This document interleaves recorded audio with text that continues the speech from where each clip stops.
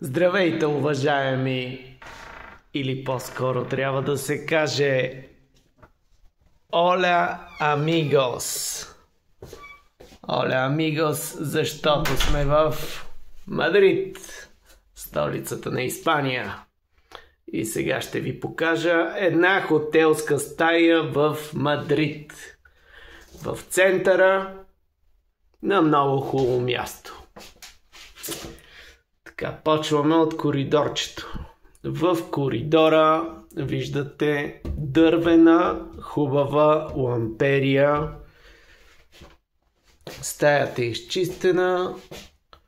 Дървен хубав гардероб. Голям трикрирен гардероб. Изключително голям, има място за всичко. Ето. Голям гардероб. И тук има одялца, ако стане студено през нощта. Така, сега да видим банята. Банята, ето виждате много хубави плочки. Испански гранитогрес, имитация на камък. Общо взето камък и дърво. Интериорната стилистика, тавана в жълто. Виждате, имаме тоалетна, имаме и биде до нея. Разбира се, санитарията е на испанската марка Рока. Виждате мивката и лакираното дърво. Всичко е много хубаво, испански стил, дърво и камък се преплитат. Това е в Мадрид. Имаме вана, душ и масивна дървена врата. Ето я мивката какво представлява. Изключително винтидж дизайн. Ето големия гардероб. Има място за всичко. Дървената ламперийка. И тук имаме 3 легла.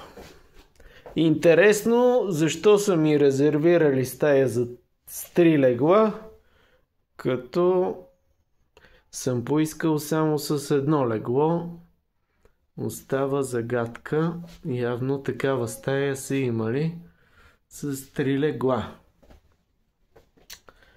Виждате мебелите изключително изчистени в стилистично отношение.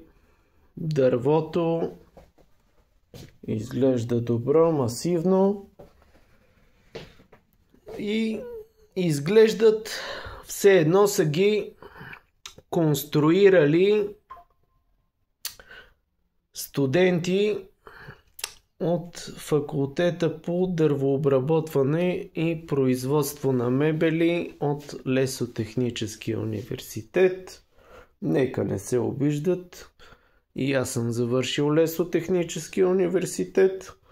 Изключително качествен университет, който бълва изключително полезни кадри за обществото.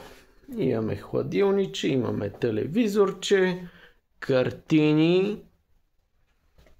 Ето, картини, изкуството говори, картини по стените. И да видим гледката през прозореца. Така, само ще ви кажа, че тук в Мадрид, в центъра, по цяла нощ се вика. Разбира се, аз му казвам вика се, те си говорят нормално. Тук да викат е нормалният тон на говорене. И поради слабата изолация всичко се чува. Така че през нощта не съм спал много, защото през повечето време по улицата се викаше. И ето да ви покажа тук централните улички. Хотелчето е на много хубаво място, близо до Плаза Дель Сол или площада на Слънцето. Макар че днес в Мадрид няма много слънце.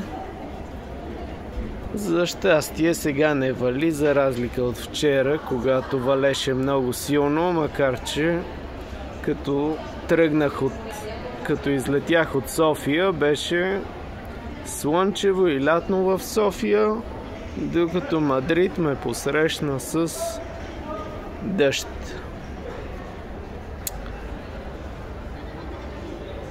Това е Amigos и ¿qué tal?